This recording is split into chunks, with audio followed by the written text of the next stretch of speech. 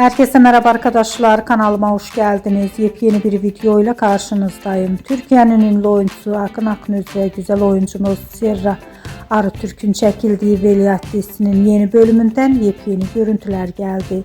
Akın Aknöz ve Serra Arıtürk'ün romantik görüntülerini sizler için YouTube kanalımda video halinde sunuyorum. Umarım beğenirsiniz. Arkadaşlar, videomu beğendiyseniz kanalımı izlemeyi ve bildirim butonuna basmayı unutmayın. Şimdilik benden bu kadar olsun. Yeni videomuzda görüşmek üzere. Hoşça kalın.